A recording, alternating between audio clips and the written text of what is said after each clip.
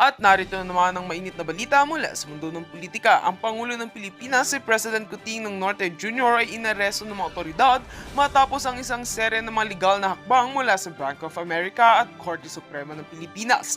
Ano ang mga pangyayaring nagdulot ng matinding kaganapang ito? Ayon sa mga ulat, ang pondo ng Bangko ng Amerika ay nakipag-ugnayan sa Korte Suprema ng Pilipinas upang magsagawa ng mga hakbang laban kay Pangulong Marcos kaugnay ng mga aligasyong may kaugnayan sa mga hindi otorisadong transaksyon at hindi tamang pamamahagi ng pondo mula sa mga international na accounts. Sinabi ng Korte Suprema na ito ay isang resulta ng matinding investigasyon hinggil sa mga ulat ng maling paghawak sa mga pondo ng bansa. Ang mga pondo na iniulat na bahagi ng mga investment at mga negosyo ng Pilipinas ay nakitang may mga hindi tamang transaksyon na umabot sa milyon-milyong dolyar. Kasama sa mga pagsisiyasat ang mga transaksyon na umano'y nagsimula pa noong administrasyon ng kanyang ama. Sa kabila ng mga pagbawi ng mga legal na hakbang, hindi iniiwasan ng mga eksperto ang mga seryosong epekto sa ekonomiya at sa kredibilidad ng bansa sa international na mga institusyon. Ang mga hakbang laban kay Pangulong Marcos ay nagsimula sa isang desisyon mula sa Korte Suprema na magbigay daan sa mga aksyon ng Bank of America. Ayon sa mga eksperto sa batas, malaki ang epekto ng pagkakasangkot ng mga international na bangko sa ganitong mga kaso na naglalantad ng mga transaksyon maaaring magdulot ng destabilization sa bansa. Isang historical na pagkakataon din ito para sa ating sistema ng hustisya kung saan ang mga international na institusyon ay aktibong nakikialam sa mga lokal na issue. Tinututukan ngayon ng buong bansa ang magiging susunod na hakbang ng gobyerno at mga ahensya ng batas. Habang ang mga legal na proseso ay patuloy na isinasagawa, inaasahan na magkakaroon ng matinding pag-uusap ukol sa epekto ng pangyayaring ito sa mga pulisiya at relasyon ng Pilipinas sa ibang bansa. At heto nga mga balitang ating pagkakatutukan at kung bago ka pa lamang sa aking channel ay huwag kakalimutang mag-like, share and subscribe para updated ka sa aming mga bagong balita dito sa Tatak Pinas.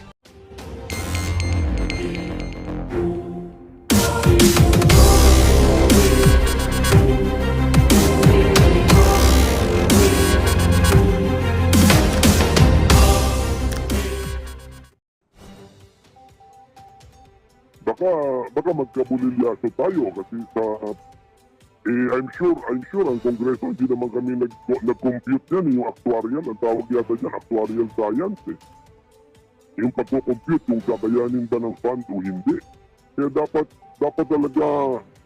hindi talaga sa galit dinaan na gusto natin pagalitan ng PhilHealth, isi-zero natin. Dapat close consultation sa PhilHealth. Magkano ang pinaka-minimum na kaya ninyong i-absorb para hindi masira yung mga plano ninyo. Ganun yun, kasi marami na nga silang plano. Sinoble nga nila yung case rate. Dinagdagan pa. May dental services at meron pa yata yung konsulta. Yung pupunta ka sa clinic, pagkukonsulta ka lang sa doktor, hindi ka naman kailangan ma-confine sa hospital, pwede na yung i-charge sa PhilHealth. So, bagong feature na naman yun. So, dapat talaga malapitang konsultasyon with PhilHealth yan bago ginalaw yung 74.4 billion pesos na proposal ng administration na ito. Kasi yung 74 billion pesos na yun, galing sa NEP yun Proposal yan ng administration na ito. So ano pong implikasyon nun? Magkaroon kaya ng katwiran ng PhilHealth ngayon? Una, na hindi makakolekta ng contribution for indirect members that will result na hindi natutuparin ang kanilang mga pinangako pagbabago? Huwag nilang gawin yun. Makakasuhan sila dyan. Pero kailangan bumalik sila sa drawing board at mag-computation sila. Pakita nila ulit sa amin na dapat naman yung 400 billion din ay hindi rin naman natin nakikitang natutulog lang sa habang panahon tulog. So dapat pakita rin nila na ginagamit din nila yun. Opo. Pero again, the implication po nito, ito pong kawalan ng subsidy ngayon, ano ang implikasyon nito para doon sa mga supposed to be nga po indirect members na siyang pinagkukuna po ng kanilang contribution? Dapat wala. Pero tama yun kasi magkakaroon nga ng duda. Pero dapat wala. Kasi una sa lahat, yung mga indirect members, nabayaran naman yung kanilang mga premium contribution sa mga nakaraang panahon Nabayaran na yun. So, wala naman tayong rule pag makamiss ka na isang taon, hindi ka na covered. Kasi meron tayong mandato na universal coverage. Nasa batas yun. Kaya binabayaran ng national government yung premium. Pero ano yun, parang nagko-compute tayo na ang cover dito ilang milyon pero sa computation lang yon, yung milyon ang covered sa computation lang ng subsidy. Pero dapat sa pag-function ng PhilHealth, lahat ng Pilipino covered. Lahat. So dapat hindi maapektuhan ha. Kung may insidente na ginamit yun, sabihan ka agad ng mga mambabatas para mauna ang PhilHealth at huwag gawin ng PhilHealth yun at sigurado makakasuhan sila. Okay, kung ganyan po na zero allocation na ng subsidiya from the national government, yung sinasabi po ninyo na koleksyon sa sin tax law natin, saan kaya dadalhin?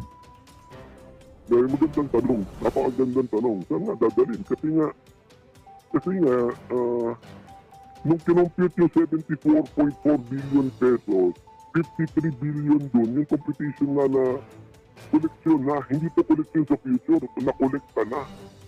So 53 billion, tama po yun, saan nga pupunta yun? Kaya tinanong ko yan na TED interpellation at ang sagot sa akin in writing na lang kasi hindi naman din memorize kung saan dinala yun. Pero ang isang na-establish natin dun, nadala yung pera pang health sana para sa PhilHealth napunta sa non-health. Kasi ang pinakatumaas na budget ay DPWH.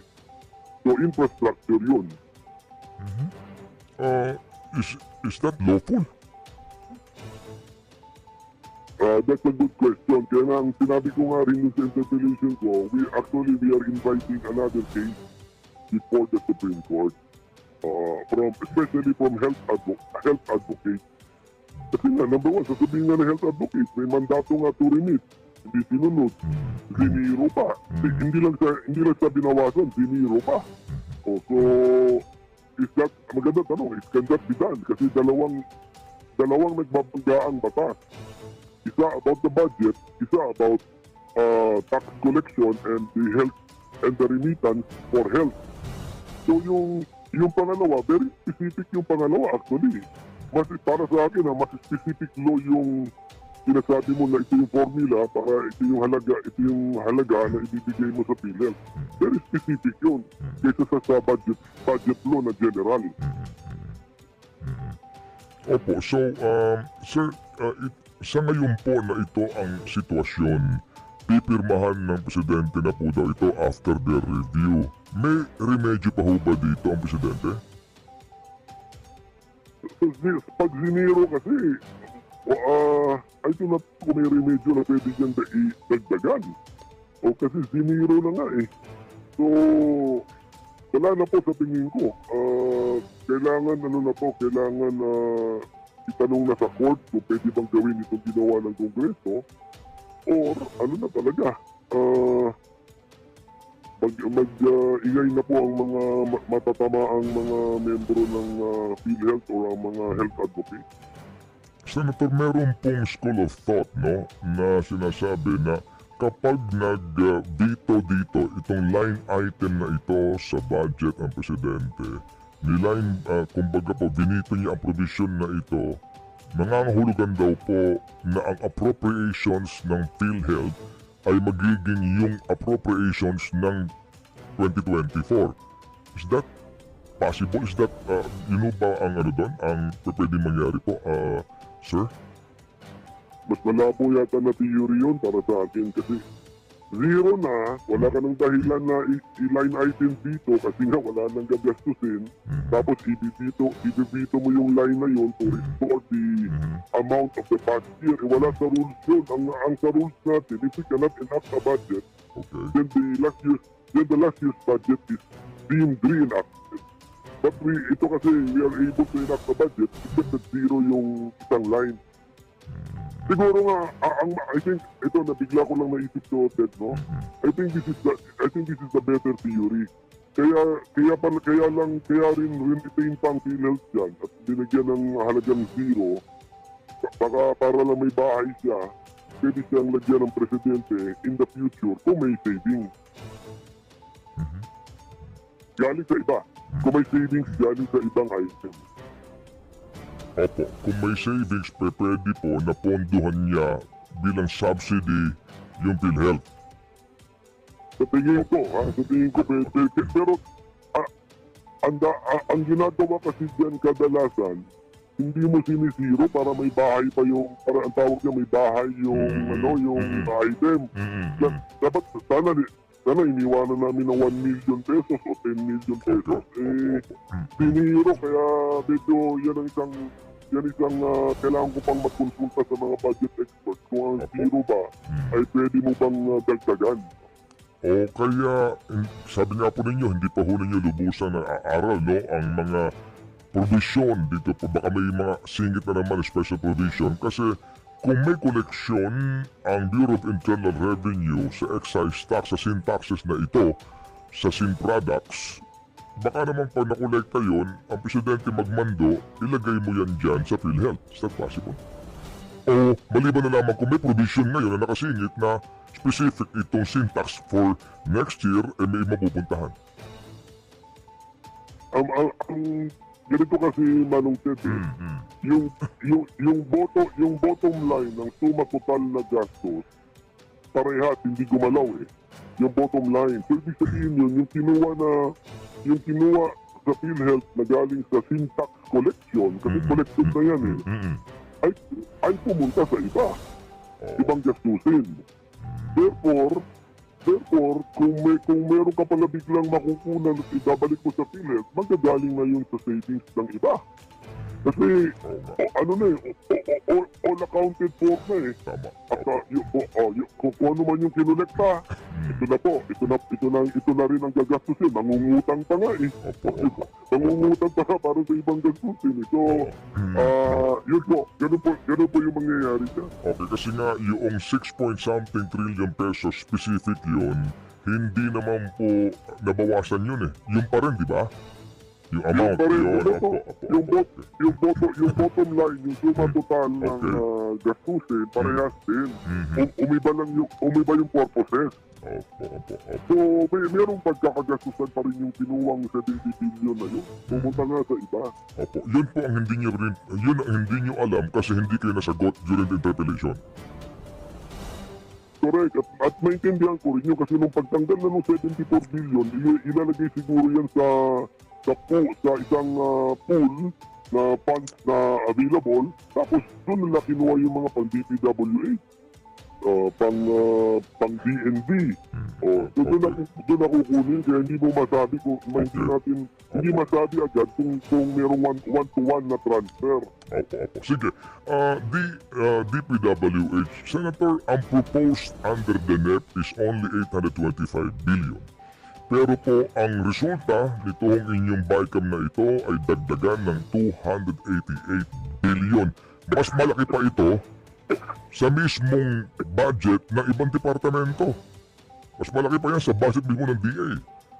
Opo, mas malaki pa ito sa iba pong budget ng ibang departamento. Sir, ba't na naman nangyari to? Yun na nga, isang tanong din po yan, Ted. Actually, mayroong ang aligasyon at ito, in-examine pa namin, may aligasyon na mas malaki pa siya sa budget ng entire education sector. Babantayan na, kaya nga pinapasuma total ko yun sa education sector. Kung sa mga malalaking educational institution, tama, mas malaki nga si infrastructure kaysa sa education. Kasi 1.1 trillion na ang DepEd 748 billion lang Correct. Ang laki nga masyado. Kulang pa tayo sa detalye. I'm sorry kasi nga umingi tayo ng detalye. Opo, kasi po under the Constitution, dapat ang may pinakamalaking budget ay edukasyon. Correct. Kaya nga unang tanong ko yan sa nung nalaman ko lumampas na ng 1 trillion yung infrastructure.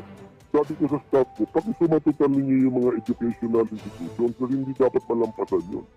At basta looking at the budget ng mga malalaki, DepEd, TESDA, lampas si DPWH dun sa tatlong yun. So, mahirap nang habulin ng mga small educational institutions like PNPA, PMA, Maritime Academy, may mga yan. Kung kahit isumatotal natin, siguro idagdag natin yung sa budget ng education, mas malaki pa rin ang infrastructure budget. Pero Senator, sir, hindi ho ba kasi ang DPWH, meron ka naman program dyan eh.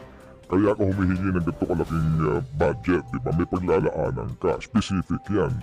So, and then, ngayon siguro, pahapyo nakita niyo na po yung COA report, di ba? Ang DPWH may mga higit 200 billion din na worth of projects na delayed. So, hindi naman sila humihingi ng ganitong kalaki, papondohan mo ng karagdagan na 288 billion, di ba parang pork na yan? Parang bulto yan binigay mo na wala namang siya specific program of work. Okay, number one, dapat hindi yan lump sum, okay? Yan, babantayan natin yan. Yan 200 billion na increase na yan, lump sum ba? So dapat hindi, dapat line item. Okay, ang number two na tanong is kung meron bang program of work. O kadalasan, ang mga nagpo-propose naman ng amendment sa budget, kinukuha naman nila yan sa yung mga nasubmit na sa RDC, Regional Development Council. So, ang assumption dyan, kung nasa RDC ka, nasa Regional Development Council program ka, hindi ka lang napili sa final pagpili ng executive sa budget nila, pero ka ng program of work, dapat. So, yan yung mga assumptions na yan. So, pero ang dapat kumikilos na dyan, DPWH na. Kasi hindi na kaya ng opisina ko yan, Ted, na tingnan yung mga detalye na ganyan. Sige po. Opo, sige. Pero yun nga, no? Kasi the last time namin na-interview si Secretary Bonoan on the same issue, last budget, sabi niya, sila mismo nagulat nga at sila ay obligadong gumawa na ng program of work, meaning lump sum ito. Diba? Yun po ang ating presumption sa ngayon until makakapag-present sila ng itemized line item budget, diba? Dapat line item. Kung lump sum ito, questionable na kaagad. Dapat line item. And then, ipahabol nila yung program of work, baka posible pa yung ganong proseso. Pero hindi pwedeng lump sum po ito kasi naging bumalik ka sa lumang style na Paul Parent. Sige po. Ang program appropriations, ang total po nito ay higit lamang 200 bilyon. Nagtaas ng 373. Ang total ngayon, 531.665 billion pesos, Senator. Correct. So sabi ko na naman, we are inviting another case. So yan na nga yung pending case ko pa sa Supreme Court na for this year, 2024, ganyan din ang ginawa. Kung ano yung program appropriations na proposed ng Presidente, dinagdagan ng sobrang laki ng Kongreso. Ganun din ang ginawa ngayong taon. Parang hindi na natuto, saka parang binaliwala yung argumento ko. Kaya this will be another case sa Supreme Court. Opo. Bakit ba ang lalakas na loob nila, sir? Hindi ko rin alam, Manong Ted. Actually, paulit-ulit na rin tayo dyan. Well, hindi ko alam. Kaya nga siguro, important. Kaya nga rin siguro meron tayong third branch of government, that's referee. Meron tayong referee, tinatakbuhan natin para magsabi kung sino ang tama. So, matagal na yung pending yung isa kong kaso, at least close to 1 year na siya pending. Masusundan niya ng separate case kasi separate budget law na ito eh. So, sana madesisyonan na yung kaso para nga matuto na ang lahat at Congress. Pati ako, kung matalo ako doon, di ako yung matututo mismo. AKAP. Dati po kasi ang Senado kontra dito, pero ngayon, pinartihan po ang Senado ng 5 billion. Ang House allocation, 21 billion. Ano po sa inyo, sir? Yung detalye ng AKAP, wala pa rin binibigay sa amin. Kaya nung nagtanong na ako sa DSWD na budget, actually, binawasan ng DSWD na budget. Pero, andun pa rin si AKAP. Kailangan ko ng detalye. Paano nangyari yun? At wala pa naman in writing na yung hiningi kong sagot. Kaya, basta hanggang ngayon, hindi po ako sang-ayon sa AKAP dapat baliwala yung offer nila na may parte ang mga senador dyan. Dapat dinis-own namin yan. Kasi yung 4-piece program natin na para sa poorest of the poor, meron pa pong waiting list yan. May waiting list yan. Bakit tayo nag-iimbento ng ibang programa na AKA para daw sa mga not poor, may mga trabaho pero tinatamaan ng high inflation. Problemahin muna natin yung poorest of the poor. May waiting list doon. Doon dapat binibigay muna ang pera.